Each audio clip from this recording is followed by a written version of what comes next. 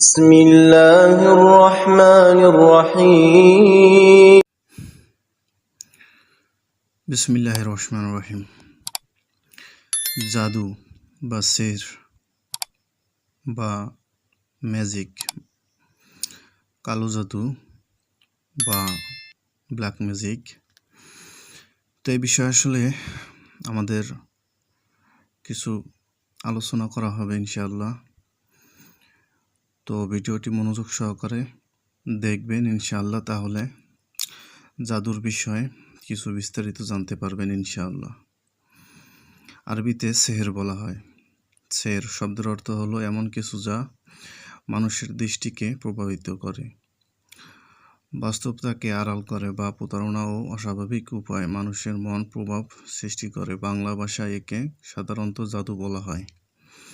জাদু বলতে বিভিন্ন বিষয় বোঝানো হতে পারে, যেমন হাতের কারসাজি বা ম্যাজিক, ইলিউশন, যা বিনোদনের জন্য করা হয়, বাস্তবে অলৌকিক কিছু নয়। এখানে লোকবিশ্বাস ভিত্তিক তন্ত্রমন্ত্র বা জাদুবিদ্যা, যেখানে অতি প্রাকৃতিক শক্তির দাবি করা হয়। ধর্মীয় পরিভাষায় সেহর, ইসলাম অনুযায়ী এটি বাস্তব প্রভাব রাখতে পারে এবং হারাম ও বড় কবিরা গুনাহ হিসেবে গণ্য। জাদুর যেটা ব্ল্যাক ম্যাজিক, জাদু যেটা ম্যাজিক শুধুমাত্র, যেটাকে অপটিক্যাল ইলিউশন বলা হয়, যা মঞ্চে দেখানো হয়, সেটা হচ্ছে ভিন্ন ধরনের এক জাদু যা বিজ্ঞান ও মনোযোগের কৌশল শেখাতে এটি মানুষকে দেখানো, এটি ব্যবহার করা হয় মানুষকে বিনোদন দেওয়ার জন্য। তো দেখা যায় খারাপ যে দিকগুলো জাদুর, যেটা ব্ল্যাক ম্যাজিক, কালো জাদু, মানুষকে বিভ্রান্ত করা বা মিথ্যা দাবি করে অর্থ উপার্জন করা, ক্ষতি করা, ভয়, উদ্বেগ ও কুসংস্কার সৃষ্টি করতে পারে। অনেক মানুষ বাস্তব সমস্যার চিকিৎসা বা সমাধান না খুঁজে শুধুমাত্র জাদুর উপর নির্ভর করতে শুরু করে। পারিবারিক ও সামাজিক ক্ষতি, জাদুর অভিযোগকে কেন্দ্র করে বিবাহ, শত্রুতা ও সহিংসতা দেখা দিতে পারে।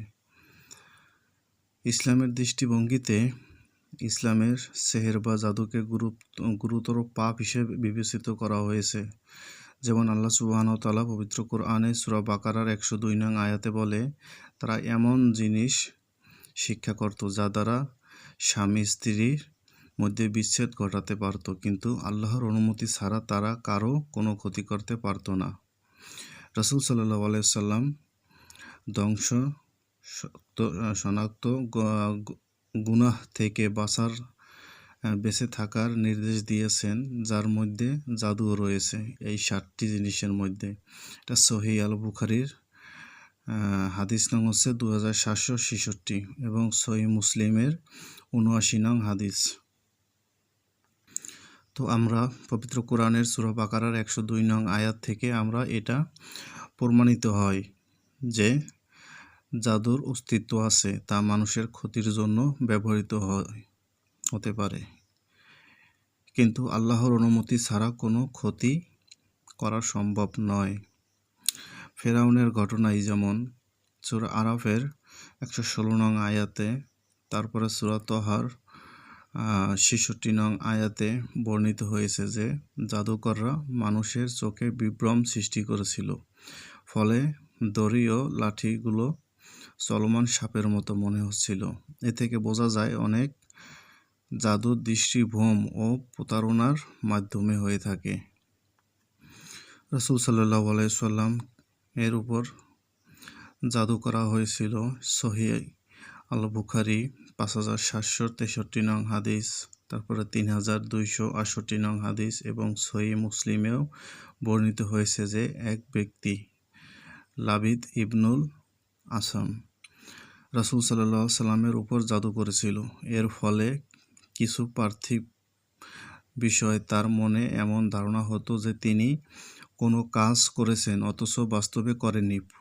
পরে আল্লাহ জিবরাইল আলাইহিস সালামের মাধ্যমে তাকে বিষয়টি জানিয়ে দেন এবং তিনি সুস্থ হয়ে যান। দুজন ফেরেশতা তার মাথার দুই পাশে একজন, পায়ের কাছে একজন বসে তারা এই বিষয় নিয়ে আলাপ আলোচনা করেন। তারপর রাসূল সাল্লাল্লাহু আলাইহি ওয়াসাল্লাম জানতে পারেন তাকে কী দ্বারা জাদু করা হয়েছে এবং জাদু কোথায় করা আছে, কোথায় রাখা আছে, এই বিষয়গুলো তখন তিনি জানতে পারেন। উলামাগণ বলেন এর দ্বারা নবুয়ত বা ওহীর কোনো ক্ষতি হয়নি। জাদুর বড় যে গুনাহ, রাসূল সাল্লাল্লাহু আলাইহি ওয়াসাল্লাম বলেছেন, তোমরা ৭টি ধ্বংস শনাক্ত গুনাহ থেকে বেঁচে থাকো। সাহাবীগণ জিজ্ঞাসা করলেন, সেগুলো কি ইয়া রাসূলুল্লাহ? তিনি বললেন, আল্লাহর সাথে শরীক করা এবং জাদু করা। সহিহ আল বুখারী হাদিস নং 2766, মুসলিম শরীফে ৭৯ নং হাদিস। জাদুর প্রকারভেদ। উলামারা কোরআন ও সুন্নাহর আলোয় কয়েকটি প্রকার উল্লেখ করেছেন। দৃষ্টিভ্রম ও হাতের কারসাজি, জিন শয়তানের সাহায্য করা সেহের, মানুষের মধ্যে শত্রুতা ও বিচ্ছেদ সৃষ্টির উদ্দেশ্যে করা সেহের, তাবিজ মন্ত্র বা শিরকপূর্ণ আমল দ্বারা করা সেহের। জাদু থেকে বাঁচার জন্য কি করবেন, জাদু থেকে বাঁচার উপায়। বিশেষ করে আয়াতুল কুরসি পাঠ করা। সূরা বাকারা 255 নং আয়াত এটি। রাসূল সাল্লাল্লাহু আলাইহি ওয়াসাল্লাম বলেছেন, রাতে একটি পাঠ করলে আল্লাহর পক্ষ থেকে একজন রক্ষক নিযুক্ত হয় এবং শয়তান কাছে আসতে পারে না। সহিহ আল বুখারী 2311 নং হাদিস।